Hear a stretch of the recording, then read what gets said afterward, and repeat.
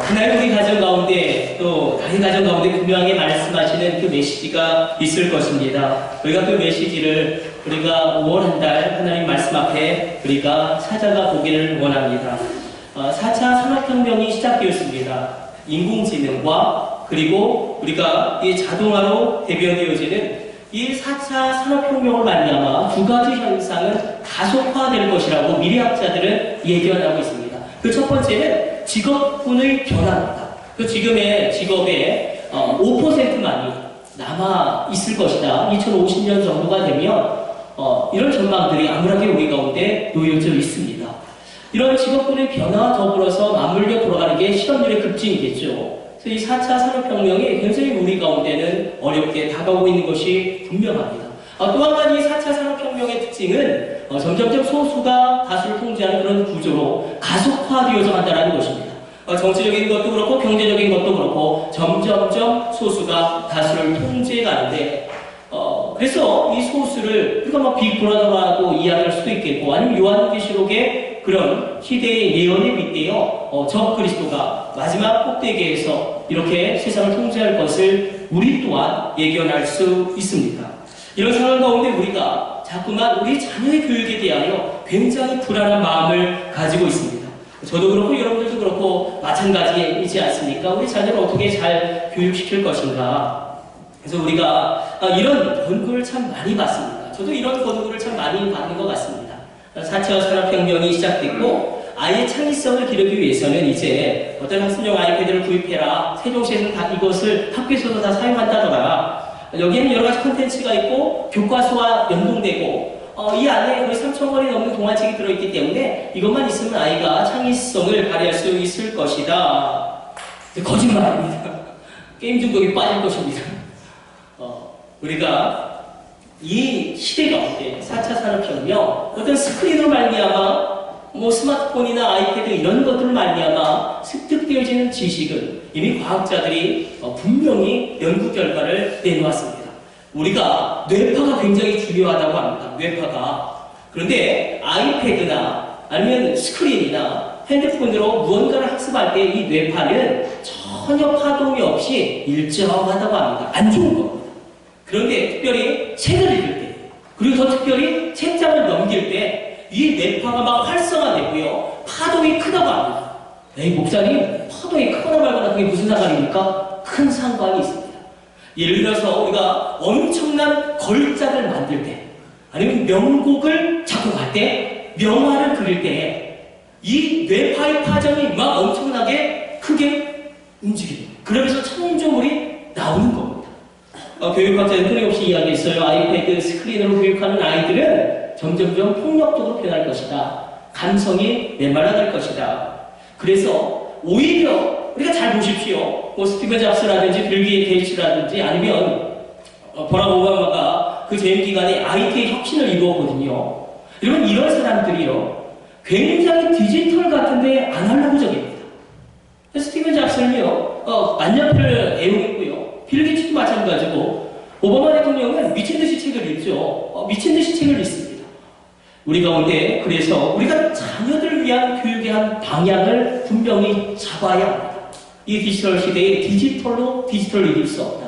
그래서 아날로그적인 게 얼마나 중요한지 그래서 정말로 하나님의 말씀을 우리 자녀가 읽을 때에 하나님의 말씀을 우리 자녀가 들을 때에 분명히 저들이 하나님을 인정하게 될 것입니다. 저들이 하나님을 체험하게 될 것입니다. 이게 얼마나 중요합니까? 여러분 김학의 차관이 공부 못했습니까? 얼마나 대단한 사람입니까? 근데 한 방에 추락하지 않습니까? 하나님을 인정하지 않으면 사람이 얼마나 더러워질 수 있는지 우리에게 분명히 보여주는 신뢰로 우리 앞에 서 있다는 것입니다. 여러분 우리 자녀가 아무리 공부를 잘한다고 할지라도 그렇게 전락하기가 얼마나 쉽겠습니까? 6.25 전쟁 당대에 백선엽 장군이 이렇게 이야기했어요. 위기에 때일수록 본질로 돌아가야 한다. 여러분 정말 이 위기의 때 난세라고 표현되어지는 이 시대 가운데 우리 자녀들을 위하여 우리가 어떻게 교육할 것인가? 바로 우리가 말씀의 본질로 돌아가기를 원합니다. 저들 가운데 그래서 하나님의 말씀이 읽혀지게 하고 하나님의 말씀이 들려지게 하고 그래서 정말 하나님을 인정하게 된다면 그리고 하나님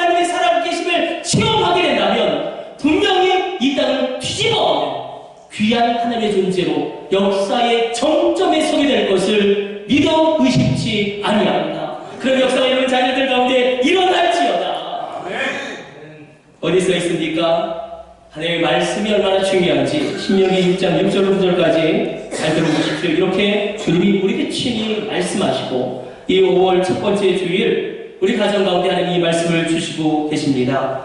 오늘 내게 명하는 이 말씀을 너는 마음에 새기고 내 자녀에게 부지런히 가르치며, 이게 굉장히 중요하죠. 가장 중요한 인생의 원칙은 아버지가 아들에게, 어머니가 딸에게 가르쳐야 한다는 것입니다. 누구에게 맡기면 안 된다는 것입니다. 그래서 유대인들은요, 아버지가 가르치죠. 특별히 창조라든지 중요한 것들은요, 직접 가르칩니다. 그리고 너무너무 중요한 것은 귀에 이렇게 속삭이듯이, 야, 창조가 어떻게 일어나는지 알아? 정말로 중요하게 이렇게 가르친다는 것입니다. 우리가 정말 우리 자녀에게 가르쳐야 되지 않겠습니까? 우리가 죽지 못해 살 때가 있잖아요. 인생의 큰 파고와 어려움을 겪을 때에 너 죽지 못해 살 때 너는 이렇게 살아라. 가르치셔야 돼. 우리 가정이 이렇게 어려웠는데 내가 이렇게 개판으로 살았는데 하나님을 만나고 말미암아 내 삶이 이렇게 변화되었다. 직접 질문하셔야 돼. 그래야지 신앙의 계보가 흘러갑니다.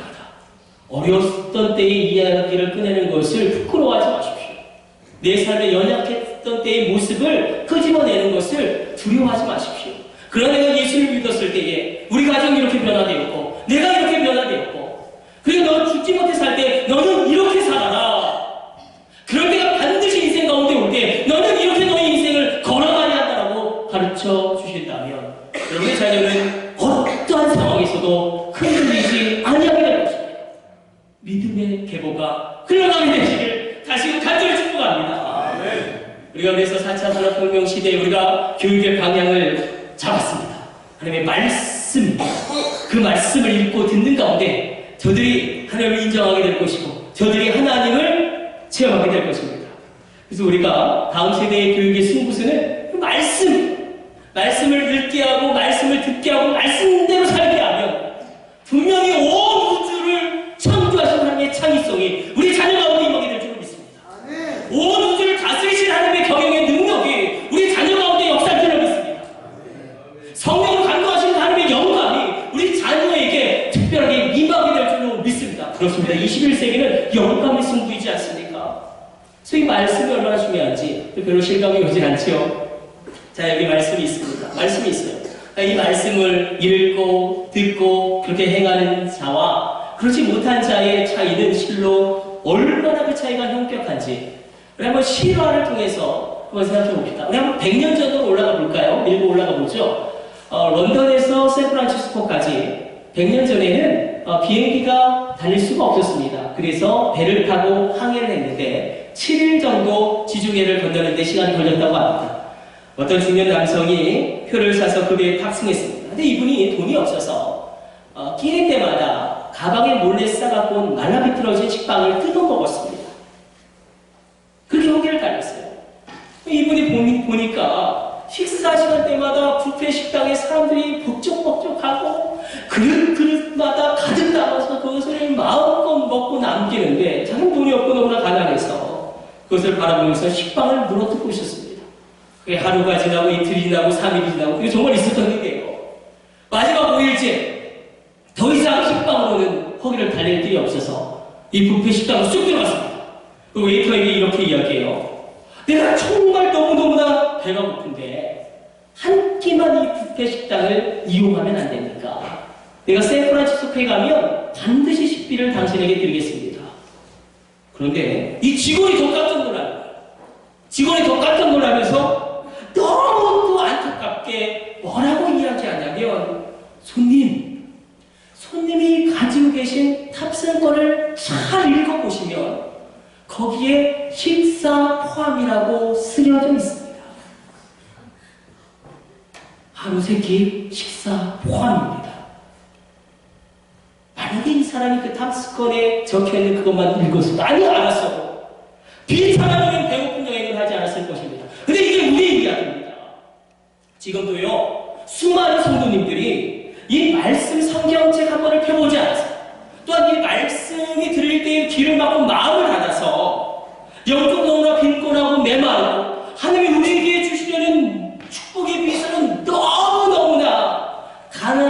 빈약한 인생을 살아가는 분이 얼마나 많은지 모릅니다. 이것이 바로 우리의 이야기입니다. 이 한 줄의 말씀을 읽고 듣고 행하는 자와 그렇지 못하는 자는 이렇게 분명한 그 인생의 질과 그 인생의 결론에 차이가 난다는 것입니다. 하나님의 말씀을 읽고 받아들이고 믿고 그렇게 살아가는 것, 이것을 저는 이렇게 표현하기 원합니다. 저를 따라 믿음을 고백해 봅시다. 거룩한 접촉. 여러분, 거룩하게 접촉해야 돼요. 하나님 말씀과 접촉하셔야 됩니다. 거룩한 접촉인데 한마디로 하나님 말씀을 붙잡고 살아가는 거 아니겠습니까? 하나님 말씀을 붙잡으셔야 돼요. 그리고 그냥 붙잡는 게 아니라 특별하게 붙잡을 말씀이 여러분의 인생 가운데 있게 되기를 축복합니다. 그때 하나님이 우리의 한계와 악을 뛰어넘는 하나님의 도우심으로 우리를 도우실 것입니다. 저와 여러분을 도우실 것입니다. 모든 한계를 뛰어넘는 하나님의 능력으로 우리를 이끌어 가실 것입니다.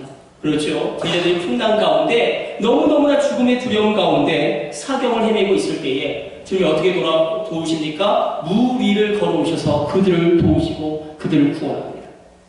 남자만 5,000명이 궁핍한 그 상황 가운데 주님이 어떻게 그들을 돕습니까? 보리떡 5개와 물고기 2마리로 그들을 풍성하게 채우십니다. 나인성의 과부 아들이 죽었습니다. 슬퍼합니다. 그 관을 들고 나가는데 우리 주님이 그 관에 손을 대시니 그 순간에 죽었던 청년이 벌떡 살아나고 그 장례집이 잔치집으로 확 변화된 줄로 믿으시길 축복합니다. 우리 하나님, 그러기 위해서는 우리가 말씀을 읽고 말씀을 듣고 말씀대로 살아야 합니다. 우리 같이 고백해 봅시다. 말씀을 읽고 말씀을 듣고 말씀대로 살자. 여러분, 이 과정을 우리가 해당장 야이로의 믿음의 색깔을 오늘 한번 살펴보는 것입니다. 세상 사람들이 해당장 야이로에게 이야기했어요. 너의 딸은 죽었다. 우리는 똑같이 세상이 이야기합니다. 너의 자녀는 끝났다. 너의 자녀는 소망이 없다. 너의 자녀의 꼬라지를 봐라. 과연 되겠니? 너의 집안 꼬라지를 봐라. 너희 집안 끝장났다. 세상은 끊임없이 우리에게 이렇게 소리를 질러댑니다. 그러나 주님이 하신 말씀은 달라요. 주님이 해당장 야이로에게 뭐라고 말씀하시냐면 두려워 말고 믿기만 하라. 두려워 말고 너는 믿기만 하라. 소망과 믿음을 선포하십니다. 일단 우리 가운데 이것을 존재하지 않고서는 오늘 말씀이 풀려지지 않습니다. 여러분, 우리가 분명하게 인식하고 해야 될 것은 우리의 자녀들이 죽어가고 있습니다. 저들이 영적으로 죽어가고 있습니다. 세상의 문화에 속수무책으로 휩쓸리고 있습니다. 다음 세대가 죽어간다는 것은 교회도 죽어가고 있다는 것입니다. 심각할 정도입니다. 그런데 우리가 성경을 보면 한 아버지 때문에, 한 어머니 때문에 자녀들이 회복되기도 하고 완전히 끝장나 버리는 것도 우리가 보게 됩니다. 물론 아버지와 어머니가 정말로 소망이 없고 개차반일 때는 그 야베스 같은 인물은 자기 스스로 하나님 앞에 기도하고 통곡함으로 말미암아 믿음의 거인으로 우뚝 섰죠. 그러나 아버지와 아들이, 아버지도 그 남을, 아들도 그 남을, 어머니도 그 남을, 딸도 그 남을. 그래서 우리가 가장 안타까운 경우가 히스기야의 경우입니다. 여러분, 히스기야는 제1의 기도로 말미암아 여호와여 보소서, 여호와여 들으소서, 그 기도로 말미암아 사르밧 18만 5천의 군대를 이겨냅니다. 그리고 정말 그가 죽을 병에 걸렸을 때의 제2의 기도, 그가 뭐라고 기도합니까? 내가 죄일같이, 내가 학같이 지적이며 비둘기같이 슬피 울며 내가 주를 앙망하나이다. 내 주여 나의 중보가 되옵소서. 그 기도합니다. 죽을 병에 걸렸을 때에 내가 죄일같이 기도한다. 초라한 작은 몸짓으로라도 내가 기도한다는 것입니다. 내가 학같이 지적이며 기도한다. 내가 정말 목을 길게 하고 간절하게 기도한다는 것입니다. 내가 비둘기같이 슬피며 기도한다. 순전하게 온전하게 있는 모습 그대로 나아가 기도한다는 것입니다. 그때 그의 기도가 응답되어지지 않습니다. 그의 생명이 15년이나 연장됩니다. 그런데 히스기야에게 세 번째 제3의 기도가 일어나야 되는데 하나님 분명히 말씀하셨어요. 다음 세대가 끝장난다. 너의 자녀가 다 죽고 망할 것이다. 그때 히스기야가 뭐라고 이야기하냐면 이때 여호와여 보소서 들으소서 그 얼굴 벽을 향하고 내가 죄를 기도했어야 하는데 그거 뭐라고 이야기하냐면 내 생애가 평안함이 있는데 나만 예수 잘 믿으면 됐지. 아들, 손주, 손녀 예수 믿는 거 내가 어떻게 합니까? 자신들이 알아서 해야지. 아예 손을 놓아버립니다.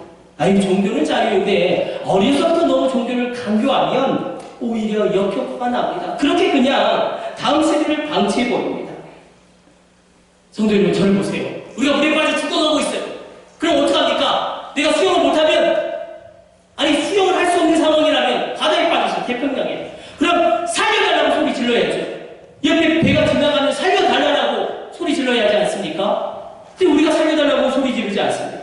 이런 통곡이 터져 나와야 되고 이런 절규가 터져 나와야 되는데 우리 자녀가 죽어가고 있어요. 심각하게 사실 우리 자녀들이요 하나님도 체험하지 않아요. 성경도 체험하지 않아요. 그대로 그냥 흘러가다 버리면 그저 명목상의 그리스도인 가장 어려운 가장 비참한 그리스도인의 삶을 살 수도 있고 아니면 그 구원을 완전히 잃어버릴 수도 있습니다. 히스기야의 아들 므낫세는 얼마나 무능하였습니까? 그 나라까지도 망치지 않습니까? 그럼 오늘 회당장 이야기로는 예수님 앞에 나오는데 이 회당장 이야기로 단 한 번의 예수님과의 만남을 위하여 그의 모든 것을 막아봅니다. 이게 회당장 야이로의 발걸음의 위력이에요. 그 단 한 번의 예수님과의 접촉을 위하여 그의 주책은 회당장이었지만 모든 것을 다 맞바꿉니다. 회당장이라는 위치는 굉장히 고위직입니다. 회당은 예배만 드리는 것이 아니고 그리고 교육도 하죠. 그리고 특별히 재판까지도 열립니다. 특별히 이 야이로는 보통 회당장이 아니라 학자들의 추정에 따르면 이스라엘을 10개의 구역 정도로 나누면 한 구역의 그 섹터의 회당을 다 관리하는 회당장이었습니다. 굉장한 영향력이에요. 에드워드 기번이 로마제국 후방사를 보면 백부장에게는 채찍질하는 권세가 있어요. 근데 이 회당장에게는 채찍질하는 권세가 주어졌습니다. 피정복민에도 불구하고 굉장히 사회적인 위치가 있는 사람입니다. 사법적인 권한까지 가지고 있는데 이런 사람이 공개적으로 예수님 앞에 나온다. 그것도 지금 예수님이 어디 계십니까? 세리 마태의 집에 계십니다. 회당장이 세리 마태의 집에 들어가는 것 자체가 충격적인 일인데 나 회당장 야이로가 움직이는 이유는 단 하나. 내 죽은 딸을 살려야겠다. 어떻게 해서든지 이 죽은 자와 방울과도 같은 이 자녀를 일으켜 세워야겠다. 그 절박함으로 주님 앞에 당하서는 그 발걸음이 오늘 이 아침에 우리 가운데도 회복되어지길 성성대 성령의 이름으로 축복합니다. 자, 회당장 야이로의 믿음. 그 믿음의 특별성, 독특성은 여기에 있습니다. 대부분의 사람들은 예수님에게 언제 찾아오냐면 그 아픈 사람이 죽기 전에 그 심각한 사람이 죽기 전에 찾아와요. 죽기 전에 찾아와요. 근데 성경 사복음서를 보면 이미 죽었고 이미 끝났는데 그 죽은 딸을 살려달라고 찾아온 사람 이미 죽었음에도 불구하고 그 죽은 자를 살려달라고 찾아온 사람은 회당장 야이로밖에 없습니다. 그리고 그 믿음의 고백을 올려드리는데 오늘 보면 18절 말씀 한번 읽어보도록 하겠습니다. 18절 같이 합독합니다. 예수께서 이 말씀을 하실 때에 한 관리가 와서 전함에 이르되 내 딸이 방금 죽었사오나 오셔서 그 손에 손을 얹어주소서. 그러면 살아나겠나이다. 아니 지금 액자 구조예요. 회당장 야이로가 있고 혈류병 걸린 여인이 있습니다. 이 놀라운 치유의 역사는 다 거룩한 접촉을 통해서 예수님과의 거룩한 접촉.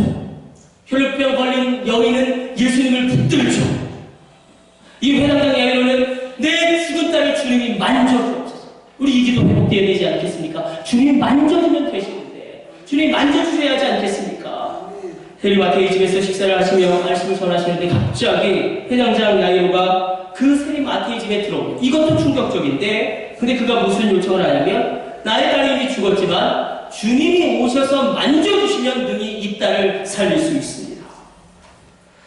우리가 한번 나사로의 경우와 비교해 봅시다. 나사로가 죽어가고 있을 때에 그의 누이 마르다와 마리아가 예수님을 급하게 청합니다. 근데 안타깝게도 오시는 길 가운데 이 나사로가 죽습니다. 그때 마르다와 마리아의 반응은 무엇이냐면 예수님 조금만 일찍 오셔서 나사로가 죽지 아니하였을 터인데 예수님이 조금 살릴 수 있었을 터인데 마르다와 마리아는 예수님이 죽은 자를 다시 살릴 수 있다는 생각을 전혀 하지 못합니다. 심지어 예수님 곁에서 가장 가까이 있었던 제자들도 마찬가지입니다. 제자들마저도 죽은 자를 살릴 수 없다는 기존의 사고방식에 꽉 잡혀 있습니다. 그 당대의 보편적인 사고방식은 죽은 자를 다시 살릴 수 없다는 거예요. 그 당장 야이로는 무언가 다릅니다. 그 믿음의 색깔은 무엇이냐면 주님은 죽음 가지고 정복하시고 이길 수 있는 분이십니다. 이 분명한 신앙 고백이 그에게 있었다는 것입니다. 이게 회당장 야이로의 믿음의 색깔이에요. 우리 자녀 완전히 죽었어요. 꿈도 잃어버리고 교회 오라고 해도 콧방귀도 안 낍니다. 교회 오라고 하면 뭐 목사님이 어떻게 부정부패를 저질렀고 어떤 장로님이 어떻게 사기를 쳤고 우리가 답답하죠. 완전히 죽어버렸어요. 영적으로 죽어버렸어요. 꿈도 죽어버렸어요. 열정도 죽어버렸어요. 그러나 우리가 오늘 이 신앙 고백, 주님은 죽음 가지고 정복하고 이길 수 있는 분이십니다. 이 신앙 고백을 우리가 고백하며 회당장 야이로처럼 우리의 삶을 즐겨 올려드리는 귀한 이 시간 되시기를 간절히 바라고 원합니다. 근데 놀라운 것은요, 이 고백을 하였을 때에 예수님이요 어떻게 반응하시냐면 벌떡 일어나십니다. 회당장 야이로야, 넌 도대체 어디 사냐? 너의 딸의 그 질병, 죽음의 원인은 무엇이냐? 이런 거 하나도 물어보시지 않으시고 우리 한번 19절 한번 읽어보도록 하겠습니다. 19절 같이 합독합니다. 예수께서 일어나 따라가심에 제자들도 가더니, 우리가 여기서 집중해야 될 단어는 일어나예요. 주님이 벌떡 일어나. 이 회당장의 이 믿음과 고백을 통하여 주님이 벌떡 일어나는데 여기서 일어나, 이게 아람어 원어로는 쿰. 저를 따라서 해봅시다. 쿰. 그런데 예수님이요 정말로 이 회당장 야이로의 집에 가셔서 죽은 딸을 살릴 때에 뭐라고 말씀하시냐면 달리다 쿰 말씀하세요. 달리다 쿰 두 가지 단어예요. 달리다 아이야 그래도 쿰 일어나라. 우리 자녀를 향하여 믿음을 선포해 봅시다. 아이야 그래도 일어나라. 달리다 쿰. 자 보세요. 이 회당장 야이로가 주님을 일으키죠. 쿰 하십니다. 쿰 하십니다. 그리고 그것을 그대로 선포해 버리십니다. 예수님이 달리다 쿰 아이야 그래도 일어나. 그의 집에 일어났을 때에 장로의 슬픔이 가득하죠. 예수님이 뭐라고 말씀하십니까? 이 아이가 죽은 것이 아니라 잔다. 그때 수많은 사람들이 비웃습니다. 죽은 자는 다시 살할 수 없다고 생각하는 것입니다. 그러나 그 비웃는 자들 다 내보내시고, 이것도 굉장히 중요하지 않습니까? 그 비웃는 자들 다 내보내시고, 믿음이 없는 자들 다 내보내시고, 그리고 그 아버지의 믿음과 고백대로 죽음까지도 정복할 수 있는 분이 되셔서 신이 그 죽은 딸을 벌떡 일으켜 세우십니다. 이게 달리다 쿰의 역사입니다. 오늘 우리도 이 아침에 이 회당장 야이로의 고백과 믿음을 즐겨 올려드렸으면 좋겠습니다. 나의 삶은 죽어있고 열정도 죽어있고 꿈도 죽어있고 도대체 소망이 보이지 않습니다. 내 죽음마저도 정복할 수 있는 분이 일으켜 세우신다면, 그분이 만드신다면, 그분이 쓰시면 됩니다. 아멘. 이런 믿음의 고백이 우리 가운데 있었으면 좋겠습니다. 나의 자녀의 진정한 주인은 하나님이십니다. 나의 자녀의 진정한 참 부모는 하나님이십니다. 그리고 고백하며 나가기를 원합니다. 이 믿음 일으키십니다. 그런데 오늘 본문 아까도 말씀드렸죠. 액자 구조로 짜여져 있어요. 예수님의 회당장 집에 가기 전에 혈루병에 걸린 여인을 만났는데, 우리가 아까도 이야기했죠. 접촉해. 예수님과 접촉하세요.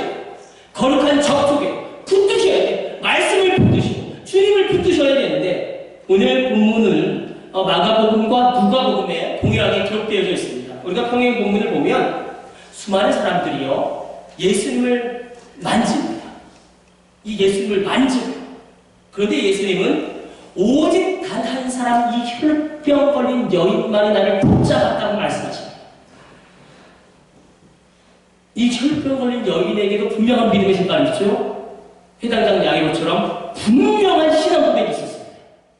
그 분명한 신앙 고백이 무엇입니까? 우리 같이 고백해 봅시다. 세상이 멀면 주께로 가지만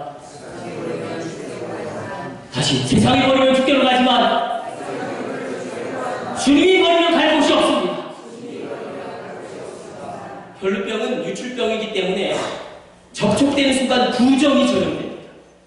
그래서 이 여인은 돌에 맞아 죽어도 아무 상관이 없어요. 그러나 그 모든 것을 뒤로 하고 분명한 신앙 고백을 합니다. 주님이 버리면 갈 곳이 없습니다. 분명 거기에 수많은 사람들이 예수님을 만지고 밀어붙여 붙잡았는데 예수님은 단 한 여인만이 나를 붙잡았다라고 이야기합니다. 우리도 마찬가지예요. 이렇게 많은 사람이 예배드리고 있지만 예수님이 보실 때는 단 한 사람만 나를 붙잡았다. 단 한 사람만 나를 예배했다고 말씀하실 수도 있다는 것이 우리를 긴장하게 하는 것입니다. 군중으로 이 자리에 서 있는 것이 아니라 주님, 내가 특별하게 주님을 붙잡고 있습니다. 그 한 사람으로 이 예배의 자리에 서시기를 축복합니다. 특별하게 말씀을 붙드시고 특별하게 예수님을 붙잡는 그 한 사람, 그때 주님이 그 믿음의 신앙 고백, 그 분명한 신앙 고백대로 응답하시는데 22절 말씀 같이 합독합니다. 예수께서 돌이켜 그를 보시며 이르시되 딸아 안심하라, 내 믿음이 너를 구원하였다 하시니 여자가 그 즉시 구원을 받으니라. 자, 우리 결론을 내려보죠. 다윗이 시편 27편에서 너무너무나 힘든 그 상황 가운데 이렇게 한탄합니다. 내 부모도 나를 버렸습니다.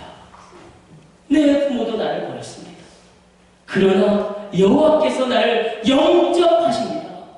내 부모도 나를 버렸으나 여호와는 나를 영접하시나이다. 예, 인간은 자기가 낳은 자식도 버립니다. 여러분, 우리 충격적인 사건 다 알고 계시죠? 12살짜리 아이를 친엄마와 의붓 아버지가 공무에서 때려 죽였어요. 인간은 얼마든지 그렇게 자기 자식을 때려 죽일 수 있습니다. 나 위에 하나님은 다릅니다.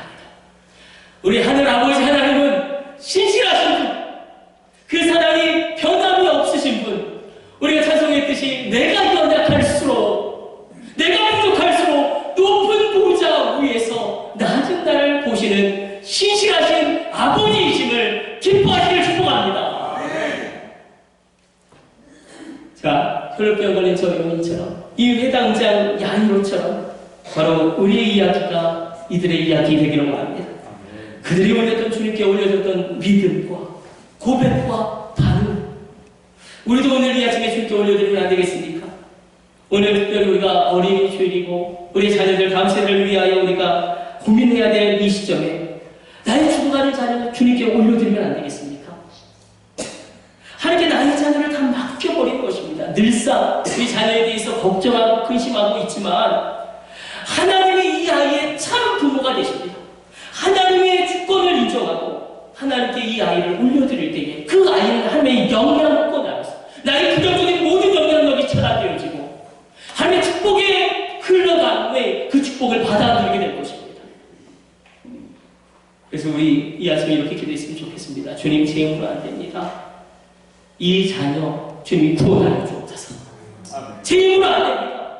이 자녀 주님이 살려주십시오. 제 힘으로 안 됩니다. 이 자녀 주님이 이끌어 주옵소서. 제 힘으로 안 됩니다. 이 자녀 주님께서 인도하여 주시고 이 자녀를 사용하여 주옵소서. 이 간절한 기도 우리 가운데 회복되어지기를 원합니다. 우리가 이렇게 기도하며 나갈 때에 주님께 온전히 나의 자녀를 올려드릴 때에 주님은 분명하게 주님의 일하심을 시작하실 것입니다. 제가 오늘 어제 설교를 준비하면서 이 회당장 야이로와 똑같은 사람을 구약에서 발견하게 되었습니다. 그게 바로 모세의 어머니 요게벳입니다. 우리 요게벳의 기도, 그 자녀를 향한 눈물의 기도 우리 한번 같이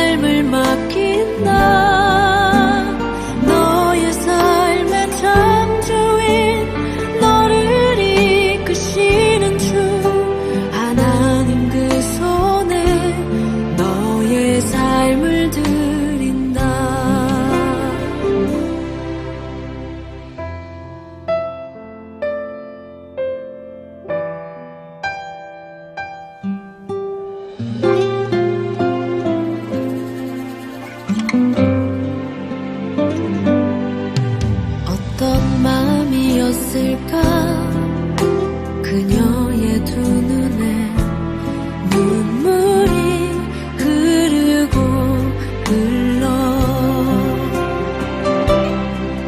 정처 없이 강물에 한들 한들 흘러내려가는 그 상자를 보며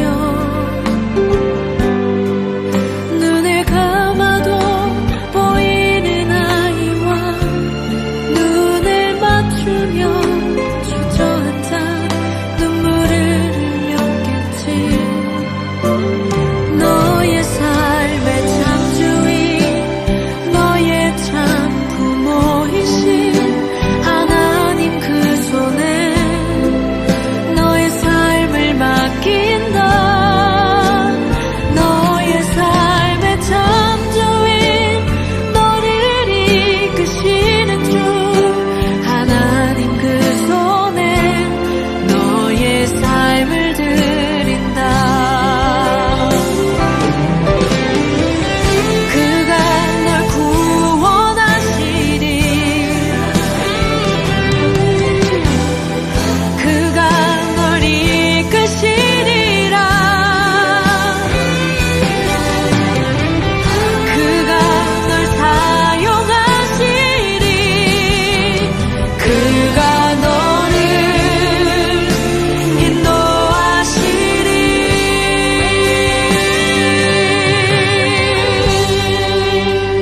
너의 삶의 참주인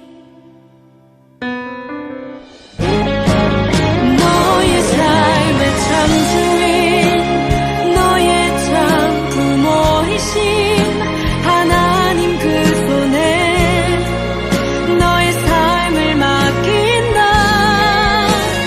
너의 삶의 창조인 너를 이끄시는 주 하나님 그 손에 너의 삶을 드린다. 너의 삶의 창조인 너의 참 부모이신 하나님 그 손에 너의 삶을 맡긴다. 너의 삶의 창조인 너를 이끄시는 주 하나님 그 손에 너의 삶을 드린다. 어떤 마음이었을까 그녀의 두 눈에 눈물이 흐르고 흘러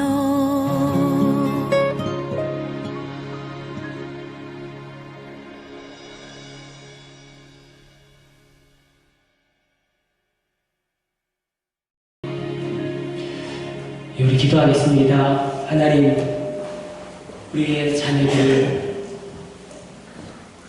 참 주인 되신 하나님께 맡깁니다. 우리의 자녀들을 진정한 참 부모가 되시는 하나님께 올려드립니다. 저들을 구원하여 주시고 저들을 이끌어 주시고 저들을 인도하여 주시고 저들을 사랑하여 주시사 하나님의 살아계심이 이 땅 가운데 드러나며 저들이 걸어가는 모든 발걸음 가운데 하나님의 은혜의 일들이 일어나게 하여 주옵소서. 우리 온전히 주님, 우리의 자녀를 주님께 맡길 때에, 올려드릴 때에 주님의 일하심은 시작될 것입니다. 주님이 움직이셔야 합니다. 주님이 시작하셔야 합니다. 이 모든 것을 우리 주 예수님의 이름으로 기도드립니다.